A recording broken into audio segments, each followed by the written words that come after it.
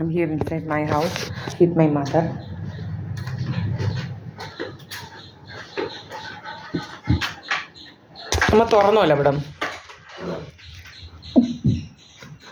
This is the first camera, kitchen camera, with my mother, not anyone else. Okay, here I am. This is my house, not anywhere else. And these criminals will be creating nasty stories. And no bastards are here. No bastards will come inside. Okay.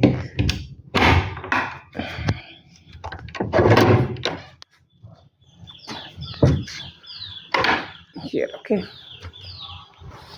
This is my house. You all know. That is the SNDP building. Okay. Every day I'm showing this, and these criminals will be creating stories of even if we are standing here, we are somewhere else, this and that. This is the camera which point towards this courtyard, and this is the hall camera.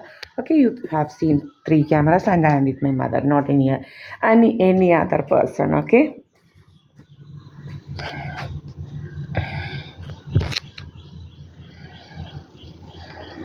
Today no call came. Pension കിട്ടിയില്ല. കള്ളത്തരം ഒപ്പിക്കാനായിട്ട് അവൾ രാവിലെ കള്ളിയാണ്. ഞാൻ പറഞ്ഞില്ലേ, കള്ളിയാണ് അവൾ. കള്ളി. മറ്റുള്ളവരുടെ എന്താ പേര്, ഏതൊക്കെയോ ആണുങ്ങളെ കൊണ്ട് നമ്മുടെ ബാങ്കിലേക്ക് ഫോൺ വഴിയാണല്ലോ ഇപ്പോൾ എല്ലാം. അപ്പം ഈസിയാണല്ലോ ഏതെങ്കിലും ആണുങ്ങളോട് ഇത്ര ഇട്, എന്നിട്ട് അവർ നമ്മളുമായിട്ട് കണക്റ്റഡ് ആണെന്നൊക്കെ വരുത്തി തീർക്കാനുള്ള ശ്രമമാണ് ഇവർ നടത്തിയത്. ഇവൾ ഇവിടെ നിന്ന് കുറേ കാര്യങ്ങൾ ചെയ്തിട്ടുണ്ട് ആ കള്ളി. അവളെപ്പോലെ ഒരു ക്രിമിനൽ വേറെയില്ല. ഞാൻ കേട്ടിട്ടുണ്ട്, ഞാൻ വായിച്ചിട്ടുണ്ട്. ഈ ക്രിമിനലുകൾ എന്താണ്, ഈ ഇവളുമാർ പട്ടട പോകുന്നവർ 88 വയസ്സായി പട്ടട. ഇതൊക്കെ നമ്മളെ ദൈവം നേരത്തെ തന്നെ പറഞ്ഞ് ഇതാക്കുന്നതായിരിക്കും. അതുകൊണ്ടാണ് നമ്മളിതൊക്കെ വായിച്ചേക്കുന്നത്.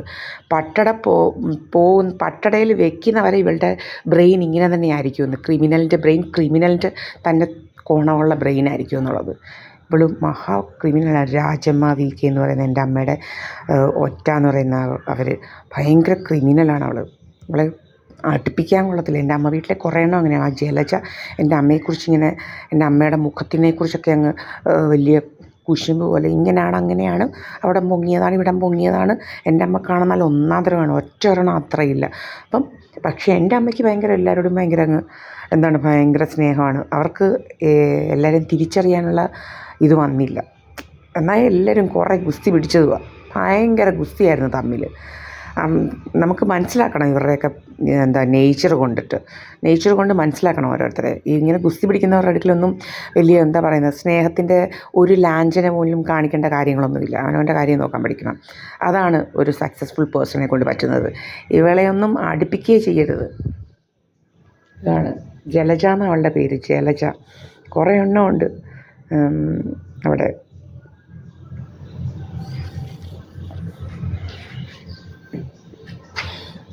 ഇതാണ്.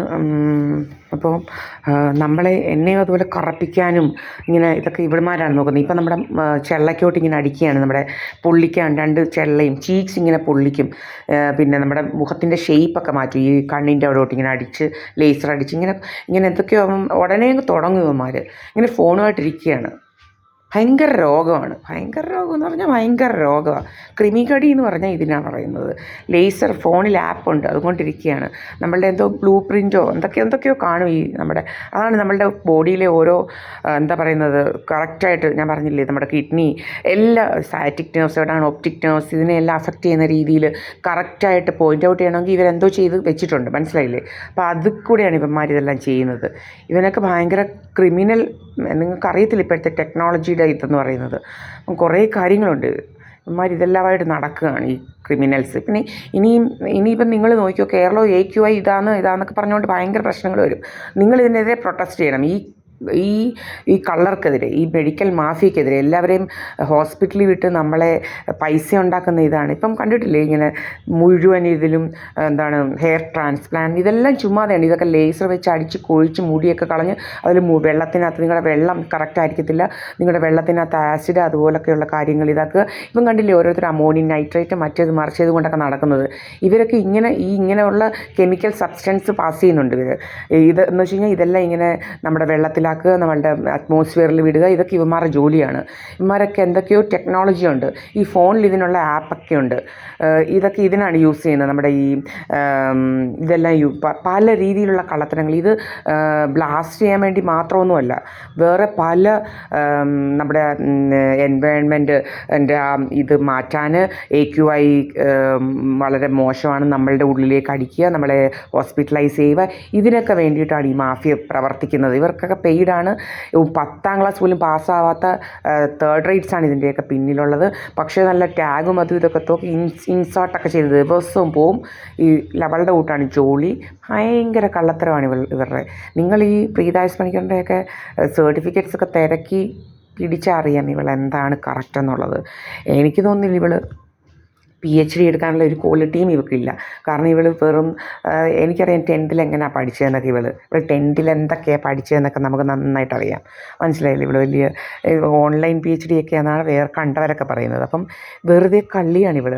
അതുപോലെ നമ്മൾ ചെല്ലമുരളി എന്ന് പറയുന്ന ഇവളുടെ കല്യാണം കഴിച്ച ആ പാവത്തിനെ ഇവൾ കല്യാണത്തിന് മുമ്പ് ഇവിടെ കൊണ്ടുവന്നു. അപ്പോൾ അവനോട് നമ്മൾ സംസാരിക്കുക, അവനോട് ചോദിക്കുമ്പോൾ ഇവക്കൊന്നും അറിയത്തില്ല, അവനെല്ലാം അറിയാം.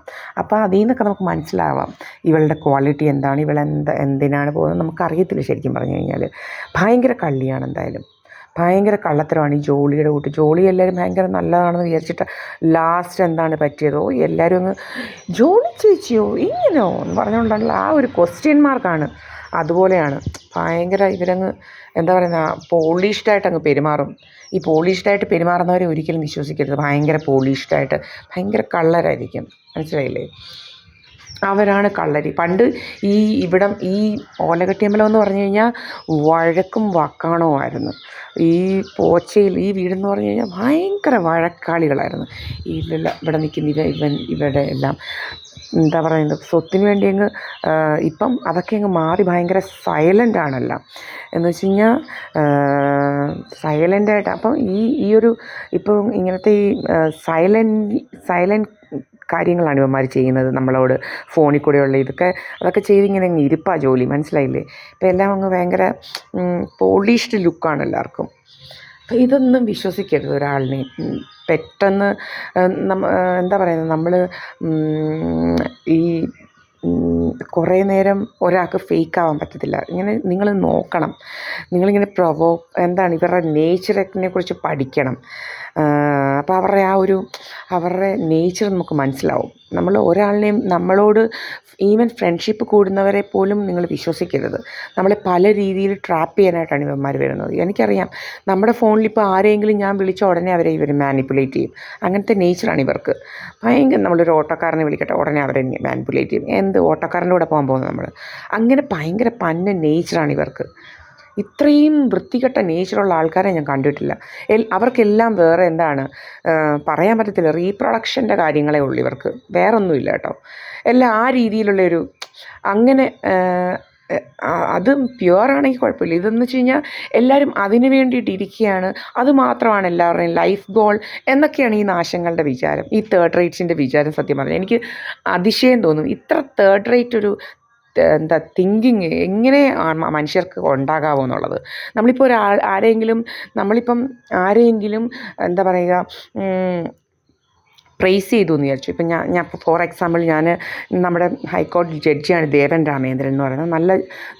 നല്ല ജഡ്ജാണ്. ജഡ്ജെന്ന് പറഞ്ഞാൽ നല്ല ജഡ്ജാണെന്ന് പറയാൻ കാരണം വേറൊന്നും കൊണ്ടല്ല ഞാൻ പറഞ്ഞത്.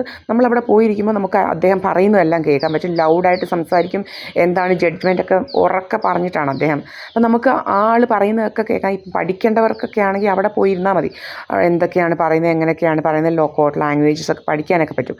അപ്പോൾ ഞാനിപ്പം ഇങ്ങനെ നമ്മുടെ ഒരു ഫ്രണ്ടിനോട് ഇങ്ങനെ പറഞ്ഞപ്പോൾ ഈ ജഡ്ജ് നല്ലതാണ് ഇതാണ് എന്നൊക്കെ പറഞ്ഞപ്പോൾ ഇവരുടെ വിചാരം എന്തോ നമ്മൾ അയാളുമായിട്ട് അയാളെ അങ്ങ് അല്ലാത്ത രീതിയിൽ ഇഷ്ടമാണെന്ന് എന്തെല്ലാം തെറ്റായ ധാരണകളാണ് ഇവർ വെച്ച് പുലർത്തുന്നതെന്നാണ്. നമ്മൾ ആളിൻ്റെ ക്വാളിറ്റിയാണ് പ്രൈസ് ചെയ്തത്, അല്ലാതെ ആ മനുഷ്യനെയൊന്നുമല്ല പ്രൈസ് ചെയ്തത്. മനസ്സിലായില്ലേ? അപ്പം അയാളുടെ തൊലി വെളുത്തിരിക്കുന്നു എന്ന് പറഞ്ഞാൽ നമ്മളെല്ലാവരും അയാളുടെ പുറകിന് പോവുകയാണോ? ഒന്നുമല്ല. ആ ആളുടെ ക്വാളിറ്റി ആൾ ഇങ്ങനെയാണ് നമുക്ക് കേൾക്കാൻ പറ്റും. അങ്ങനെ അപ്പോഴത്തേനും എൻ്റെ ഒരു ചന്ദ്രമോഹൻ ദാസ് സാർ എന്ന് പറയുന്ന സാറിൻ്റെ അടുക്കലാണ് അന്ന് നമ്മൾ പൊയ്ക്കൊണ്ടിരുന്നത്. അപ്പോൾ ഇവരെ സാറിനെ വിളിച്ച് പറഞ്ഞിട്ടുണ്ട്. അപ്പോൾ സാറ് പറയുകയാണ്, ഒരു ലേഡി പറഞ്ഞു ഒരിക്കൽ, എന്താണ്, രാമചന്ദ്രൻ കല്യാണം കഴിച്ചുകൊണ്ട് ഇനി അവർ കല്യാണം കഴിക്കുന്നത്, ലേഡി അഡ്വക്കേറ്റ്. ഇങ്ങനെയൊക്കെ വളച്ചൊടിക്കുക എന്നുള്ളതും എല്ലാം ആ ഒരു നേച്ചർ എല്ലാം അങ്ങനെയാണ്. പെണ്ണുങ്ങൾക്കെല്ലാം അങ്ങനത്തെ ഇതേ ഉള്ളൂ, ഇഷ്ടമേ ഉള്ളൂ. ആണുങ്ങൾക്ക് അങ്ങനത്തെ ഇഷ്ടമേ ഉള്ളൂ എല്ലാവർക്കും. അത്ര സ്റ്റാൻഡേർഡ് ആയിട്ടുള്ള ആൾക്കാരാണ് ഇവർ, മനസ്സിലായില്ലേ?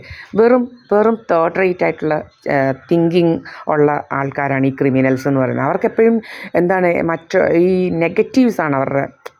ഇവരിപ്പം അവരോട് സംസാരിക്കുന്നത് അതിന് വേണ്ടിയിട്ടായിരിക്കും എന്നൊക്കെയുള്ളൊരു, എന്താ പറയുന്നത്, ബ്രോഡ് മൈൻഡഡ്നെസ് ഇല്ലാത്ത വെറും നാരോ മൈൻഡഡ് ആയിട്ടുള്ള തിങ്കിങ്ങുമായിട്ട് നടക്കുന്ന ക്രിമിനൽസാണ് ഇവർ. ക്രിമിനൽസിന് അങ്ങനെ പറ്റത്തുള്ളൂ. അവരുടെ ബ്രെയിൻ എന്താണ്, വേറൊരു രീതിയിലാണ് വയേർഡ് ആക്ച്വലി. എന്ന് വെച്ച് കഴിഞ്ഞാൽ ഉൾട്ടാ വയേർഡാണെന്ന് വേണമെങ്കിൽ പറയാം. ഉൾട്ടാ വയേർഡ് തേർഡ് റേറ്റ്സ് ആണ്. ഒന്നും നല്ലത് കാണാനുള്ള ശേഷിയില്ലാത്തതാണ്. അതാണ് നമ്മുടെ മുഖത്തോട്ടൊക്കെ ഇത് അടിക്കുന്നത്. നമ്മുടെ മുഖമൊക്കെ നന്നായിട്ടിരിക്കുമ്പം നമ്മുടെ മുഖത്തോട്ട് ഇങ്ങനെ അടിക്കുന്നത്, മനസ്സിലായില്ലേ? ഇതൊക്കെ അടിച്ച് കറപ്പിക്കുക, മുഖത്തിൻ്റെ ഷേപ്പ് മാറ്റുക, ഡീഫിഗർ ചെയ്യുക. അപ്പോൾ ഇതൊക്കെയാണ് ഇവരുടെ കുഴപ്പം. അപ്പോൾ ഇതാണ് സത്യസന്ധമായ കാര്യം, മനസ്സിലായില്ലേ? ഇപ്പം ഞാൻ ദീപ എസ് പണിക്കർ. ഇന്ന് 2 ജാനുവരി 2026, സമയം 7:31. ഞാനിത് അപ്ലോഡ് ചെയ്യും. ആരുമില്ല, നിങ്ങൾ കണ്ടല്ലോ, ഇപ്പോഴാണ് ഞങ്ങൾ കഥകൊക്കെ തുറന്നത്. ശരി.